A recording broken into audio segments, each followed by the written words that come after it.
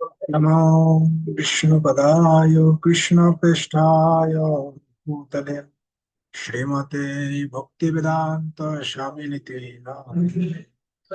नमस्ते सरस्वती देवी गौरवाणी प्रचारिणे निर्विशेष शून्यवादी पाश्चात्य देशतारिणे हे कृष्ण करुणा सिंधु दीनबंधो जगोत्पते गोपेश गोपिका कांतो राधा कांतो नमोस्तुते तप्त कांचन गौरंगी राधे वृंदावनेश्वरी वृषभानुसुते देवी प्रणमामि हरिप्रिये नमो महावदान्याय कृष्ण प्रेमो मुदायते कृष्णाय कृष्ण चैतन्य नाम्ने गौरतिशे नमो नित्यानंद नमस्तभ्यां प्रेमानंद प्रदायिने परो कल्मषनाशाय जहान्नामे पतये नमो जय श्री कृष्ण चैतन्य प्रभु नित्यानंद श्री अद्वैत गदाधर शिवासादि श्री गुरु भक्त बिंद हरे कृष्ण कृष्ण कृष्ण हरे हरे हरे राम राम राम हरे हरे जय जय श्री चैतन्य जय नित्यानंद जय द्वैत चंद्र जय गौर भक्त वृंद कृष्णदास শিল কৃষ্ণদাস কবিরাজ গোস্বামী বিরচিত শ্রী চৈতন্য চরিতামৃত আদি লীলা আমাদের আজকের প্রথম অধ্যায়ন শুরু হবে। শ্রী চৈতন্য চরিতামৃত প্রথম অধ্যায় হচ্ছে গুরুবাদী বন্দন মঙ্গলাচরণ। টোটাল সপ্তদশ অধ্যায় আছে, মানে 17টা অধ্যায় আছে। তো আজকে আমরা প্রথম অধ্যায় শুরু করব, প্রথম পরিচ্ছেদ গুরুবাদী বন্দন মঙ্গলাচরণ।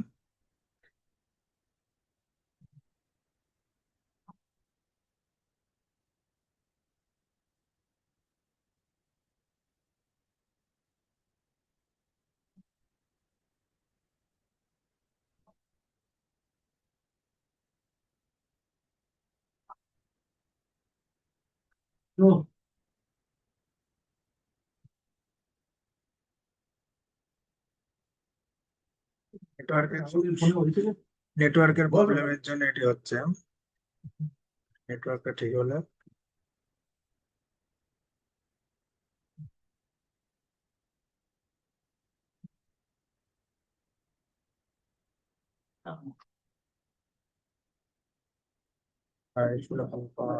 জয়।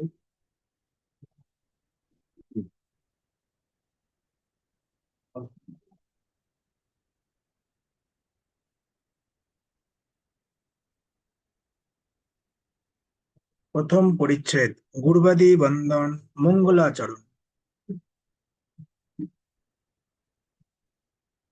শ্লোক সংখ্যা 1। বন্দে গুরুনীশ ভক্তানি ঈশমেশাবতারকান তৎপ্রকাশংস তচ্ছক্তি কৃষ্ণ চৈতন্য সঙ্গকম।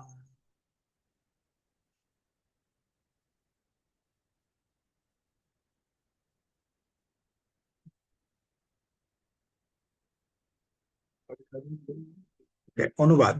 আমি দীক্ষা ও শিক্ষা ভেদে গুরু বর্গের পরমেশ্বর ভগবানের ভক্তবৃন্দের শ্রীবাস আদি, পরমেশ্বর ভগবানের অবতার গণের শ্রী অদ্বৈত আচার্য আদি, পরমেশ্বর ভগবানের প্রকাশ সমূহের শ্রী নিত্যানন্দ আদি, পরমেশ্বর ভগবানের শক্তি সমূহের শ্রী গদাধর আদি এবং শ্রীকৃষ্ণ চৈতন্য নামক পরমেশ্বর ভগবানের বন্দনা করি। 2 নম্বর। বন্দে শ্রীকৃষ্ণ চৈতন্য নিত্যানন্দ সহোদিত গৌরদয়ে পুষ্পবন্ত চিত্রৌ সন্ধৌ তমনোদৌ। গৌড় দেশের পূর্ব দিগান্তে একই সময়ে অতি বিস্ময়কর ভাবে সূর্য ও চন্দ্রের মতো যারা উদিত হয়েছেন সেই পরম মঙ্গল প্রদাতা এবং অজ্ঞান ও অন্ধকার নাশক শ্রীকৃষ্ণ চৈতন্য মহাপ্রভু ও শ্রী নিত্যানন্দ প্রভুকে আমি বন্দনা করি। মানে গৌড় দেশের পূর্ব দিগন্তে, পূর্ব দিকে একই সময়ে অতি বিস্ময়কর ভাবে সূর্য ও চন্দ্রের মতো যারা উদিত হয়েছে। কে কে? না, সূর্য ও চন্দ্রের মতো শ্রীমৎ মহাপ্রভু এবং নিত্যানন্দ প্রভু। কি কারণে উদিত হয়েছেন? না অজ্ঞান ও অন্ধকার নাশক। হ্যাঁ, অজ্ঞান এবং অন্ধকারকে দূর করার জন্য শ্রীকৃষ্ণ চৈতন্য মহাপ্রভু ও শ্রী নিত্যানন্দ প্রভুকে আমি বন্দনা করি। যদতৈদং ব্রহ্ম উপনিষৎ তৎপ্রসূতনুভা জান্তর্তজামি পুরুষ ইতি সহস্রাংশ বিভব ষড়ৈশ্বর্যপূর্ণ জৈহ ভগবান স স্বয়ং অহম ন চৈতন্যাৎ কৃষ্ণ জগৎপতি পরতত্ত্বম পরমিহ। উপনিষদে যাকে নির্বিশেষ ব্রহ্মরূপে বর্ণনা করা হয়েছে তা তার অঙ্গ কান্তি, মানে এই শ্রীকৃষ্ণ চৈতন্যের অঙ্গ কান্তি। উপনিষদে নির্বিশেষ ব্রহ্মরূপে যাকে বর্ণনা করা হয়েছে তিনি হচ্ছেন শ্রীকৃষ্ণ চৈতন্যের অঙ্গ কান্তি। যোগ শাস্ত্রে যোগীরা যে পুরুষকে অন্তর্যামী পরমাত্মা বলেন তিনি তারই অংশ বৈভব। তত্ত্ববিচারে যাকে ষড় ঐশ্বর্য পূর্ণ ভগবান বলা হয় তিনিও স্বয়ং এই শ্রীকৃষ্ণ চৈতন্যেরই অভিন্ন অংশ স্বরূপ। এই জগতে শ্রীকৃষ্ণ চৈতন্য থেকে ভিন্ন পরতত্ত্ব আর কিছুই নেই।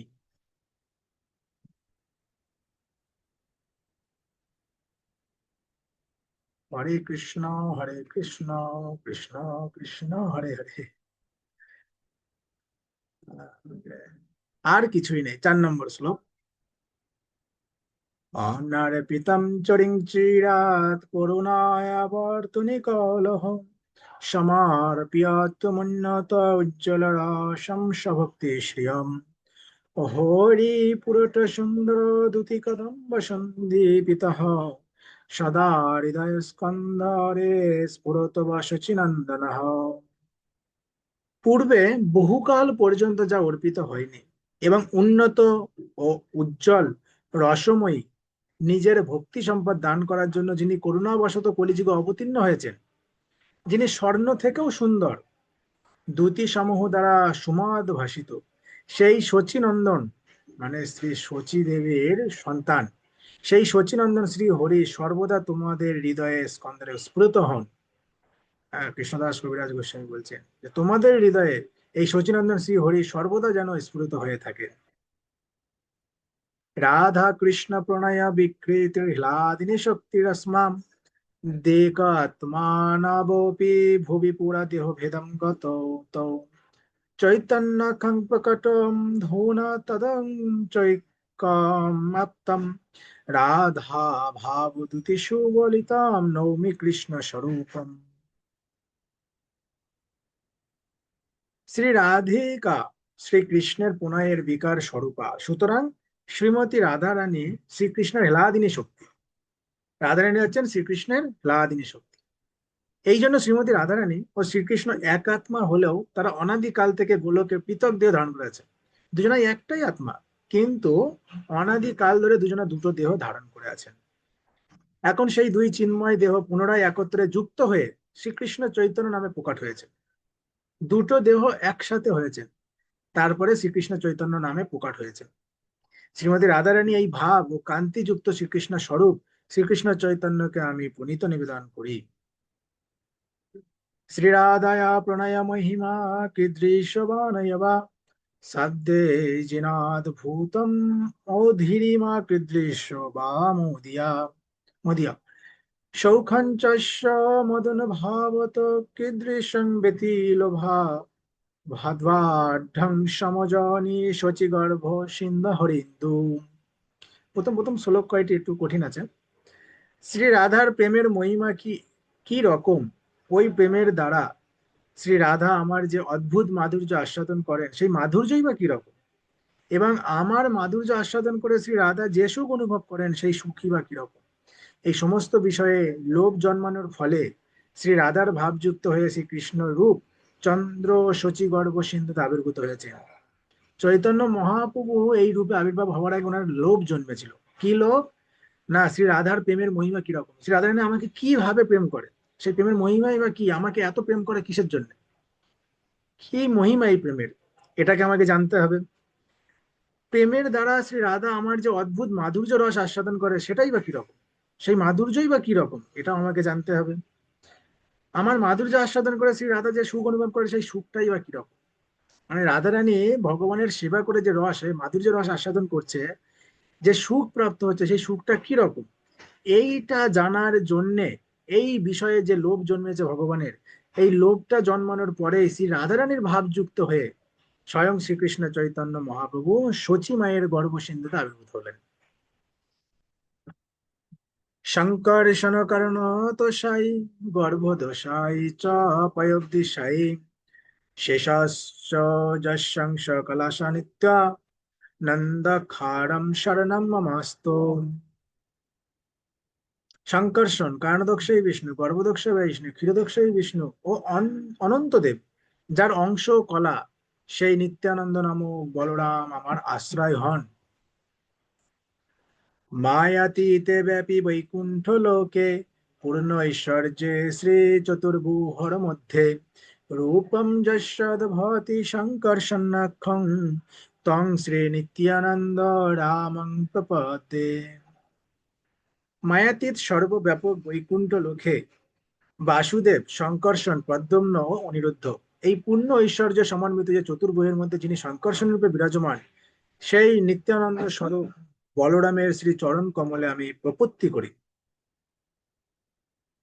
মায়া ভর্তা জাগু সংঘাশ্রয়াঙ্গ শ্বেতে সাক্ষাৎ কারণাদ ভাদি মধ্যে যশাংশ শ্রী পুমানাদিদে স্তাং শ্রী নিত্যানন্দ রামং প্রপদ্যে। ব্রহ্মাণ্ড সময়ের আশ্রয় স্বরূপ এবং মায়া শক্তির অধীশ্বর কারণ সমুদ্রে সাহিত্য আদি পুরুষ কারণদক্ষই বিষ্ণু, যার এক অংশ, সেই শ্রী নিত্যানন্দ রূপী বলরামের শ্রী চরণ কমলে আমি প্রপত্তি করি। এখন এটা বন্দন চলছে, বন্দনা এবং মঙ্গলাচরণের মধ্যে এগুলো আছে, এগুলো চলছে। যশং শংস শিল গর্ভদশায় জন্নাভোজং লোকসংঘাতনালম লোক সৃষ্ট শ্রুতিগাধমাধৃ ধাতু স্তং শ্রী নিত্যানন্দ রামং প্রপদ্যে। যার নাভি পদ্মে নাল, লোক স্রষ্টা ব্রহ্মার সুতিকা ধাম ও লোক সময়ের বিশ্রাম স্থান, সেই গর্ভদক্ষই বিষ্ণু যার অংশের অংশ, সেই নিত্যানন্দ রামকে আমি সশ্রদ্ধ প্রণীত নিবেদন করি। যশং শংস পরমাত্মাখিলানাম পুষ্টা বিষ্ণুর্ভাতি দুগ্ধাব্দিশায়ী কৌণীভর্ত যৎকলাশঃ পনস্ত স্তাং শ্রী নিত্যানন্দ রামং প্রপদ্যে।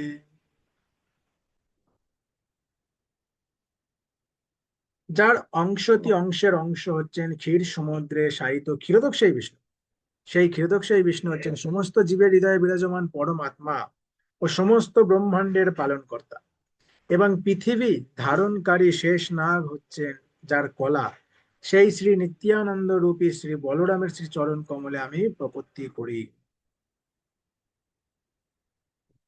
মহাবিষ্ণুর জগৎকর্তা মায়া যা সৃজত তদ তস্য অবতার এবয়ম অদ্বৈত আচার্য ঈশ্বর।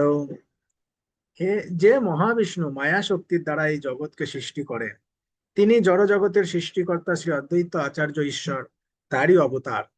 তার মানে অদ্বৈত আচার্য মহাবিষ্ণুর অবতার। যে মহাবিষ্ণু মায়া শক্তি দ্বারা এই জগৎকে সৃষ্টি করেন, তিনি জড় জগতের সৃষ্টিকর্তা, আর সেই শ্রী অদ্বৈত আচার্য ঈশ্বর, তারই অবতার। অদ্বৈতম হরিণাদ্বৈত আচার্যম ভক্তি সংসনাত ভক্ত অবতারম ঈশম তমোদ্বৈত চার্যম আশ্রয়ে। ভগবান শ্রী হরি থেকে অভিন্ন তত্ত্ব বলে তার নাম হচ্ছে অদ্বৈত, এবং ভক্তি তত্ত্ব শিক্ষা দেন বলে তিনি আচার্য নামে খ্যাত। সেই ভক্ত অবতার অদ্বৈত আচার্য ঈশ্বরকে আমি আশ্রয় করি। পঞ্চতত্ত্ব আত্মকম কৃষ্ণম ভক্ত রূপ স্বরূপকম ভক্ত অবতারম ভক্তক্ষং নমামি ভক্ত শক্তিকম। ভক্ত রূপ, ভক্ত স্বরূপ, ভক্ত অবতার, ভক্ত ও ভক্ত শক্তি, এই পঞ্চতত্ত্ব আত্মক শ্রীকৃষ্ণকে আমি গণিত নিবেদন করি। জয়াতাং সুরত পঙ্গর মম মন্ধমোতের গতি মৎসর্গস্য পদাম্ভাজো রাধা মদন মোহন। আমি পঙ্গু ও মন্দমতি, যারা আমার একমাত্র গতি, যাদের পাদপদ্ম আমার সর্বস্ব ধন, সেই পরম কৃপালু রাধা মদন মোহন জয়যুক্ত হন।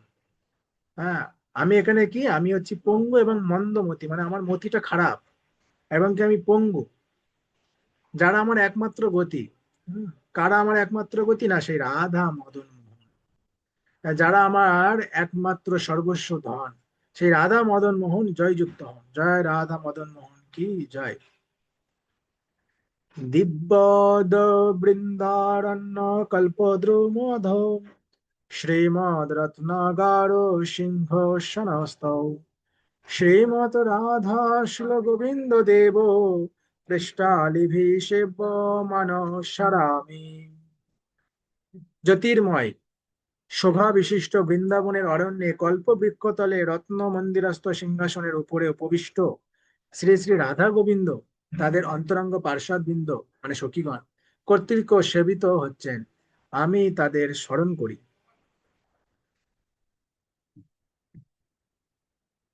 শ্রীমান রাস রসারম্ভে বংশী বট তটস্থিত কর্ষণ বেণু সনোর গোপীর গোপীনাথ শ্রীহস্তন। রাস নৃত্য রসের প্রবর্তক বংশীবর তটস্থিত পরম সুন্দর শ্রী গোপীনাথ বেণুধ্বনি দ্বারা গোপীগণকে আকর্ষণ করেন। তিনি আমাদের মঙ্গল বিধান করুন।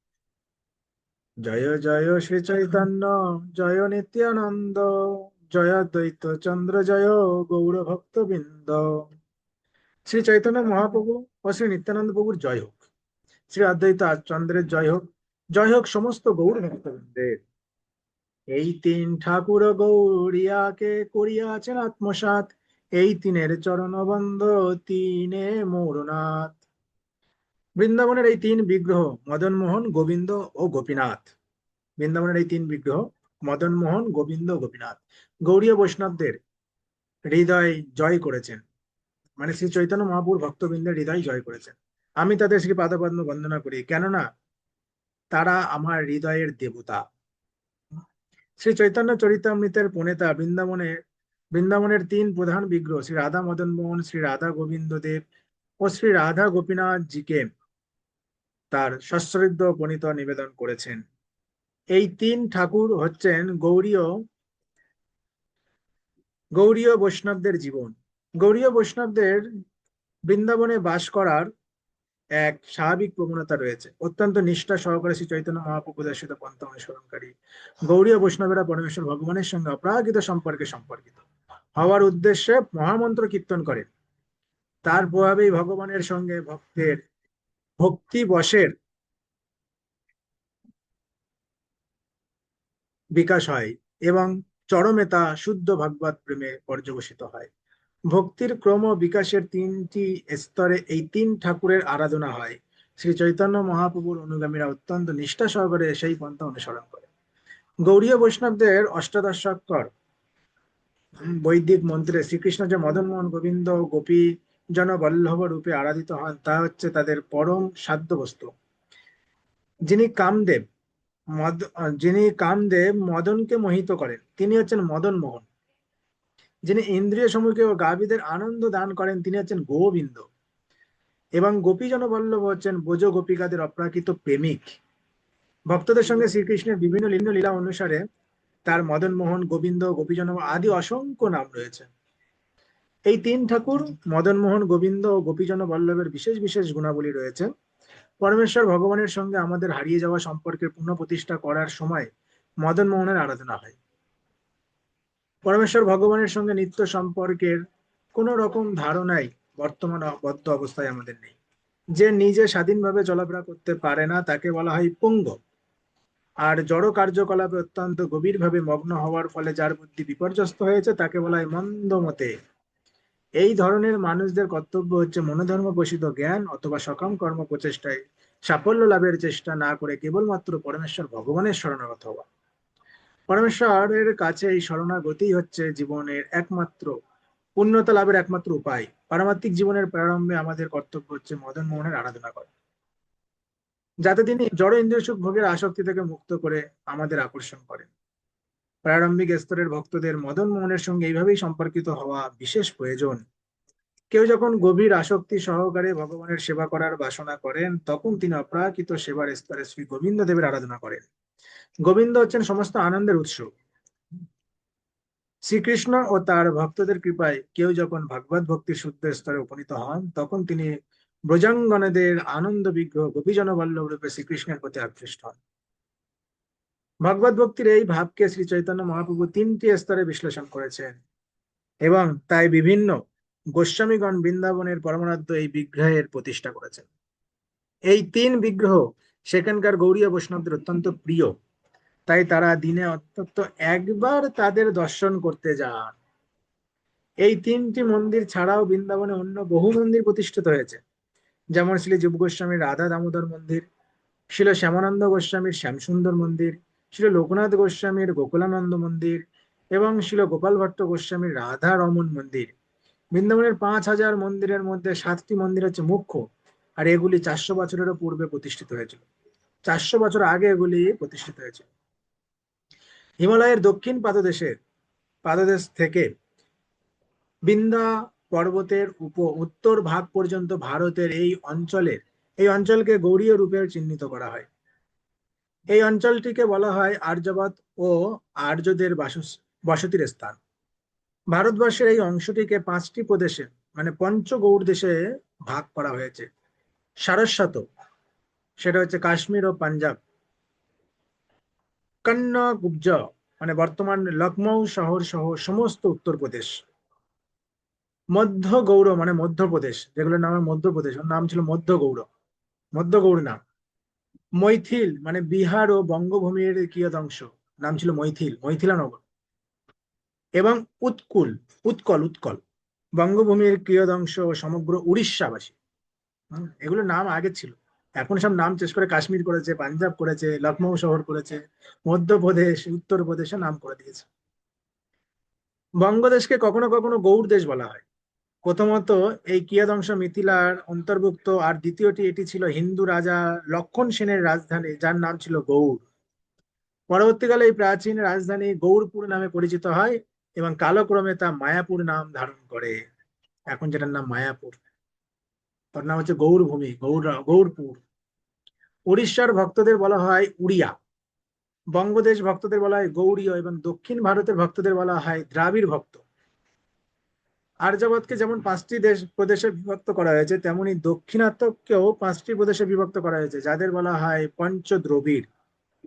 4টি শুদ্ধ বৈষ্ণব সম্প্রদায়ের ধারক 4জন বৈষ্ণব আচার্য এবং মায়াবাদী সম্প্রদায়ের আচার্য শ্রীপাদ শঙ্করাচার্য এই পঞ্চদ্রবিড় প্রদেশে আবির্ভূত হয়েছিলেন। গৌড়ীয় বৈষ্ণবগণ কর্তৃক স্বীকৃত এই 4জন বৈষ্ণব আচার্যের মধ্যে শ্রী রামানুচার্য আবির্ভূত হন। অন্ধ্রপ্রদেশের দক্ষিণ ভাগে মহাভূতরূপী নামক স্থানে শ্রী মাধবাচার্য আবির্ভূত হন। ম্যাঙ্গালোর জেলার বিমানগিরির সন্নিকটে পাঁচকম অঞ্চলে শ্রী বিষ্ণু স্বামী আবির্ভূত হন। পান্ডা অঞ্চলে এবং নিম্বাকাচার্য আবির্ভূত হন। দক্ষিণ প্রান্তে মুঙ্গের পতন অঞ্চলে শ্রী চৈতন্য মহাপ্রভু মাধবাচার্যের ধারায় দীক্ষা গ্রহণ করেন, কিন্তু তার অনুগামী বৈষ্ণবেরা তথ্যবাদী রূপে স্বীকার করেন না, যারা নিজেদের মধ্য সম্প্রদায় ভুক্ত বলে দাবি করে। মধ্যাহ্নগ তত্ত্ববাদীদের সঙ্গে তাদের পার্থক্য স্পষ্টরূপে প্রতীয়মান করার জন্য বঙ্গদেশের বৈষ্ণবেরা নিজেদের গৌড়ীয় বৈষ্ণব বলে পরিচয় দেন। শ্রী মাধবাচার্য গৌর পূর্ণ আনন্দ নামেও পরিচিত, এবং তাই গৌড়ীয় বৈষ্ণব সম্প্রদায়ের ভক্তগণ মধ্য গৌড়ীয় সম্প্রদায় নামে পরিচিত হতে পারেন। আমাদের সম্প্রদায় হচ্ছে মধ্য গৌড়ীয় বৈষ্ণব সম্প্রদায়। আমাদের পরমাত্ম গুরু মহারাজ ওম বিষ্ণুপাদ শ্রী শ্রীমদ ভক্তি সিদ্ধান্ত সরস্বতী গোস্বামী প্রভুপাদ মধ্য গৌড়ীয় সম্প্রদায়ে দীক্ষা গ্রহণ করেছিলেন। তাহলে আমরা 19 নম্বর শ্লোক পর্যন্ত পড়লাম। এখানে পড়ে আমরা অনেক তিন ঠাকুর সম্পর্কে জানতে পারলাম। হ্যাঁ, যে ভারতবর্ষের 5টি প্রদেশ সম্পর্কে জানতে পারলাম, পঞ্চগৌড় দেশ, বৃন্দাবনের যে 7টি মন্দির হচ্ছে মুখ্য মন্দির, যেটা 400 বছরেও আগে প্রতিষ্ঠিত হয়েছিল, সেই সম্পর্কে জানতে পারলাম। হ্যাঁ, শ্রী চৈতন্য মহাপ্রভু তিনটে স্তরের বিশ্লেষণ করেছেন, যে গোস্বামী বান বৃন্দাবন পরমানন্দ বিগ্রহ প্রতিষ্ঠা করেছিলেন, সেই সম্পর্কে জানতে পারলাম। আস্তে আস্তে আমরা কাল থেকে 20 নম্বর শ্লোক থেকে আলোচনা করব। আস্তে আস্তে আমরা আরো অনেক কিছু চৈতন্য মহাপ্রভুর সম্পর্কে, তার ভক্তগণদের সম্পর্কে এবং চৈতন্য মহাপ্রভুর সাক্ষাৎ কৃপা আশীর্বাদ আমরা প্রাপ্ত হতে পারবো। জয় কৃষ্ণদাস কবিরাজ গোস্বামী শ্রী চৈতন্য চরিতামৃত কি জয়। এখানে রহিল গ্রন্থ অমৃত লহরী, বদন ভরিয়া সবে বল হরি হরি। হরি বল হরি বল।